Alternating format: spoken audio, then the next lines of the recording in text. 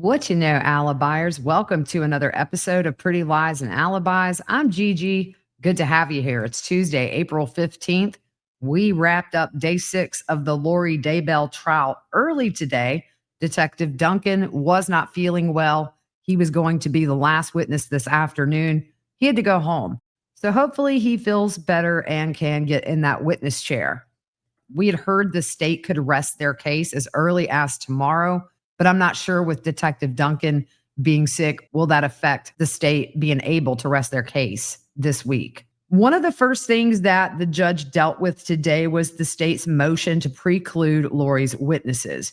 She has 11 civilian witnesses and her expert witness, Lonnie Dworkin. Essentially, none of these people have been served with subpoenas, and the state is almost ready to rest their case, which means the defense case is almost ready to start.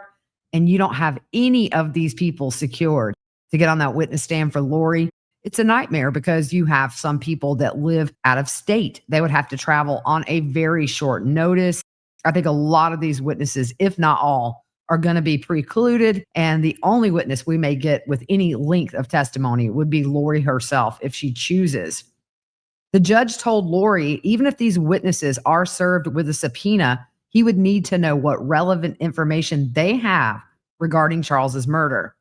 He says she is out of time to present her witnesses and points out most haven't been served and the state hasn't even had a chance to question them. And unless they're produced in the next day or two, they will likely be precluded. Not only that, even if they are produced, that still may not be good enough because it is too late. The judge did ask about Lori's nephew, Zach Cox, that is Adam Cox's son, and what relevant information he has. Lori told the judge that Zach was with her brother Adam the day Charles was murdered, July 11th, 2019, and says Zach had been in communication with both Adam and Charles the day before on July 10th. I'm pretty sure I heard Lori say that Zach would be disputing what Adam testified to. The prosecutor said she is not aware of that. The prosecutor has talked to Zach, but he has no idea what information he would have that would be relevant to Charles's murder. So I'll keep my eye out. And before we get started, if you're not watching on YouTube, don't forget to hit subscribe, like the video, and if you want updates of when I post new content or go live, click that little bell icon. Back on the stand was Detective Inclan. She was on cross-exam when we ended yesterday, and Lori picks right back up. Lori, we talked about the chain of custody of the phone. Charles's phone went to your property room. The witness said, no, it's our computer crimes division. That property room is about a mile away from the police station. How long after leaving the house did you give it to them?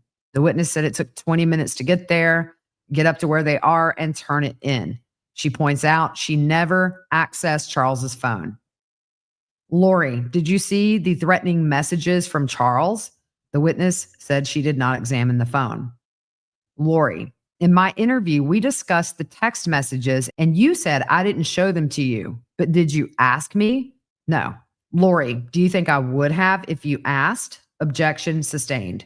Lori, was Tylee and Alex cooperative that day? The witness said she thinks Tylee was, but she did not talk to Alex. Lori, did I tell you I'd have to show you the text to explain them, but you never asked? No. Did you ask me or Tylee to turn our phone over? No. Did you ever see the threatening messages in the police reports? No. Did you ask why I had 2 phones? No. And the witness said she didn't know Lori had 2 phones. Lori, did you learn Charles had a $2 million life insurance policy on me? The witness did not know the amount. Lori, who decided we could be released? And she said, me. And then Detective Moffitt decided about releasing Alex. Lori, are you aware of the press release by Chandler PD that day?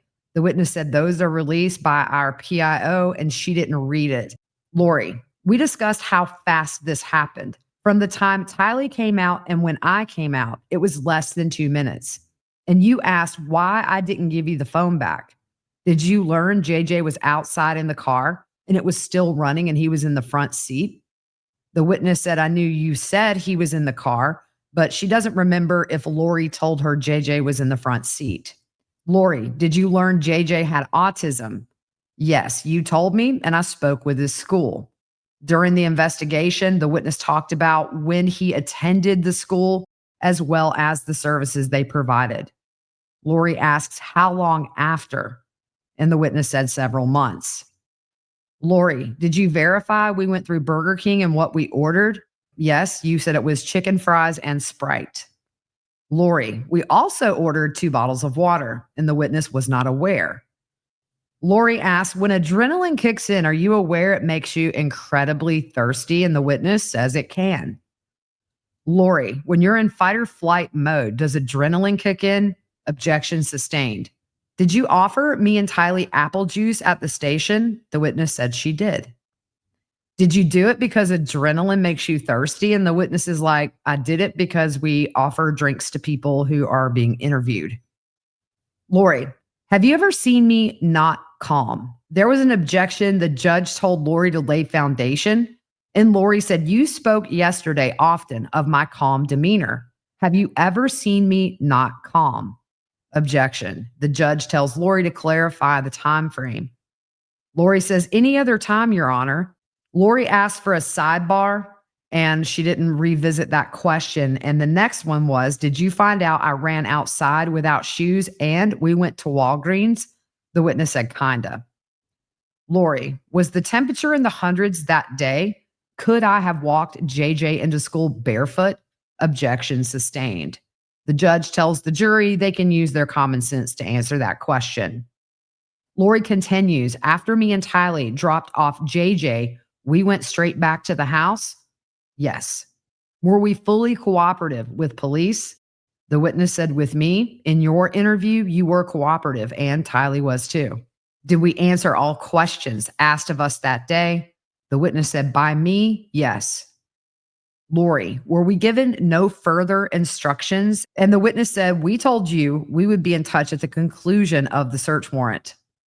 Lori, we gave you Charles's phone when you asked for it immediately? Yes. At any time, did we not comply or cooperate fully? The witness said, in my interaction, you were cooperative. On redirect the state, did Lori's behavior stand out to you? Yes. The witness said, we had a homicide. Your husband's been shot and killed in your home by your brother. Children are partially present, and Lori's demeanor seemed odd given what was going on. The state tells the witness, Lori said you were calm. Did you see your husband getting shot in your home by your brother? Did the other officers, did the EMTs? No. Would it be difficult to compare the two? The witness says, not the same situation. Did you see Tylee appear to be panicked, overwhelmed with emotion, needing medical attention or meds? No. As far as that death notification they talked about yesterday, Lori and Tylee were both inside that van. She explains it's a 10 to 12 passenger van, and she opened the door to get in the rear portion of the van to ask Lori to come outside of the van to give the death notification outside of Tylee's presence. The witness felt it was more appropriate to tell her, and then they usually plan how they'll tell the children what happened. But the witness said, Lori told me she knew because she was there. And after hearing that, they wanted to transition to doing witness interviews. And Lori was advised they wanted to interview both her and Tylee, and Lori agreed.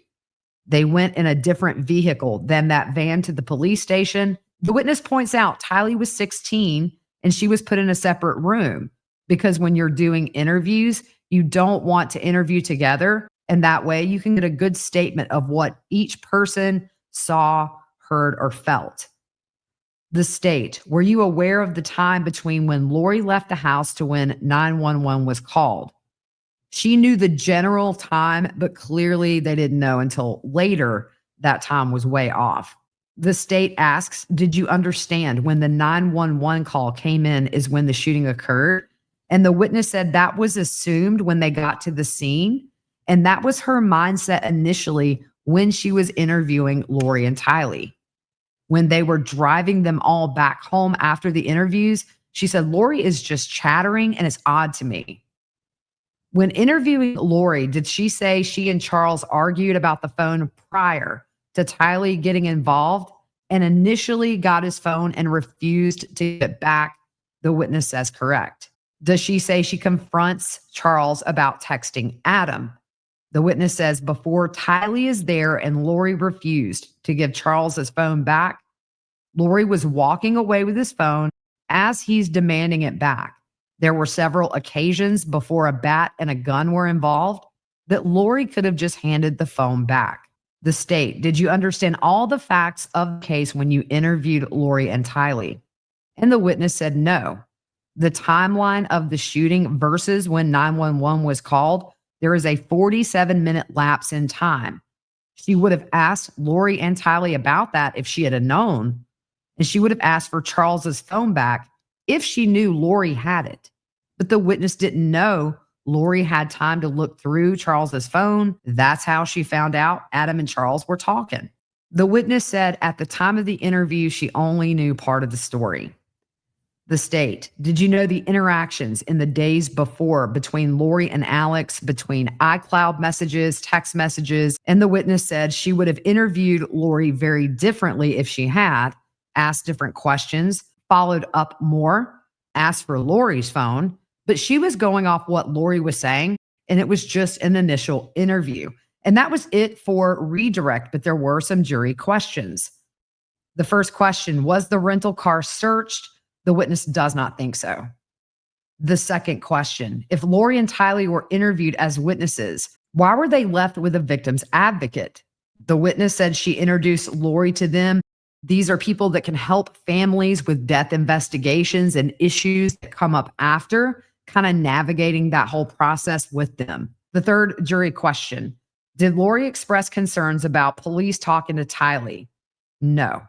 Does law enforcement have to advise interviewees they're being recorded? And the witness said, no, there is no expectation of privacy in a police station. And that was it for her testimony. The last witness of the day, Detective Ariel Werther. He is with the Chandler Police, and he was at the scene with Detective Coons. He was shadowing. He did not directly conduct any scene investigation himself. He started doing assigned tasks the day after, on July 12th. Nobody had gotten contact information for JJ, so he offered to reach out to Lori to get it. He did not have any contact with Lori on the day of the murder, July 11th, but he did the next day on the 12th. He called her first, and it was recorded. He got the contact information for JJ and learned where JJ was going to school, and confirmed Lori went to Burger King before taking JJ to school the day Charles was shot. He learned also by talking to Lori that Charles was staying at a True Hilton hotel. Lori told him she had Charles's room key. The witness advised her that he would talk to the case agent to make arrangements to come get the key. He offered to go to Burger King to get surveillance video from there since Lori took JJ through the drive-thru. He knew 911 was called at 8:36 a.m. on July 11th, and that's kind of the time frame he knew. But he picked up on a time discrepancy. Lori told investigators she left right after Charles was shot, but that 911 call wasn't made until 8:36. Lori is on video at the Burger King drive-thru at 7:54 a.m. She took JJ to school, which is about 7 miles from the house Charles was killed in, and the witness knew it was unlikely Lori did all of this in such a short time frame, especially with her arriving back at the home at 8:48. So he went to the closest Burger King and asked for surveillance. He also went to Lori's house. She gave him Charles's hotel room card. He did see Charles's rental car there at the house. After getting the hotel room key, he met with Detective Moffat to go to Charles's hotel room. They show his room statement on screen to the jury. He arrived on July 10th and was due to leave on the 13th. They went inside Charles's hotel room, found one backpack, 2 suitcases, a laptop, and they impounded those and brought all that back to the Chandler Police Department. After going to the hotel, they learned Lori said she had to stop by a CVS to get flip flops. So he tried 7 different ones with no luck. He was then asked to review the extraction from Charles's cell phone. And when he was looking over the GPS data, he found out Lori went to Walgreens instead of CVS. He called first and provided a general description of Lori and what she might have bought. Walgreens found her. They played this in court today. He went and got a copy of the video from multiple cameras as well as her receipt, and they admit that in today. So we're going to get into a timeline here of what this witness put together as far as the movements of everybody. He made a PowerPoint presentation, and I have to say, I've seen a lot of these. This was very easy to follow. July 11th, 2019, the day Charles is murdered. 7:16 a.m., Charles is at the hotel. From 7:16 to 7:31, they show a path from that hotel to the house. 7:37, that's the last outgoing communication from Charles's device. At 7:50 a.m., Charles's phone leaves the house. 7:52, Alex calls Lori. Between 7:53 and 7:56, Charles's phone is near that Burger King. This is when they show that surveillance. You see JJ in the front seat and Tylee is in the back at the drive-through window. 7:56 to 8:06, Charles's phone is moving north. 8:06, there's an outgoing call from Alex to Lori. And at this point, Charles and Lori's phones are in the same area. 8:06 to 8:08, Charles's phone is at that Walgreens in Chandler. 8:16 to 8:20, Lori is at Walgreens. 8:17 to 8:33, she's at JJ's school. 8:35 is when the 911 call was made. And at 8:49, Charles's phone is moving south and arrives in the neighborhood of the house. 8:48, Lori and Tylee are seen on body cam video outside the house in those flip-flops Lori bought. At 10:26, Alex's device is there, and then it shows him going to the Chandler Police Department for that interview. From 12:13 to 12:36, Charles's devices moves by Santan Village Parkway, and also a power connection with Lori's phone is seen in the same area as Charles's phone.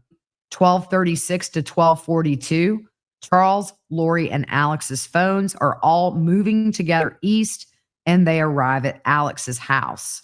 From 1:42 to 2:07, there are multiple cell phone tower hits for Charles and Lori's phones, as well as that GPS data showing those phones traveling together. 2:07, Lori calls Detective Inclan. 2:09 to 2:18, Charles's and Lori's 2 phones are near Alex's house.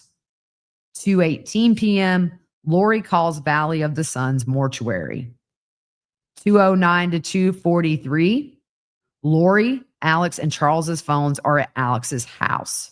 At 2:43, Charles's phone is traveling west and ends up arriving at the home at 3:11 p.m. This is when the witness found out Charles's phone was in Lori's possession and is handed over to law enforcement. On cross, Lori, I saw some interesting contrasts in your report.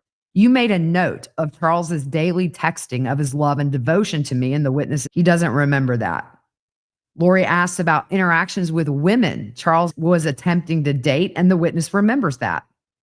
Lori asks about him going to meet a woman at the airport named Florence Hughes, but this woman never boarded the plane. There is an objection that's sustained. You found evidence Charles sent someone $1,000. Objection sustained. Lori, what did you look at on Charles's phone? And the witness said timelines and location data. Lori, you made a lot of notes in your report. What about that? The witness said, well, maybe related to Google accounts, but the teams will task out things. It's not always clear what's going to be relevant of what he finds. So he will note things to be sure the case agent can have a look and decide if that needs to be pursued further. Lori, she is listing dates Charles has set up. Nancy Joe, Jennifer, objection sustained. Lori starts to ask another question about a date, and it's sustained again. The judge tells Lori this is not relevant. Lori, you went with Detective Moffat to the hotel and found my husband's laptop and iPad. Suitcase. Was there a rolling suitcase or a briefcase? And were the electronics off or on?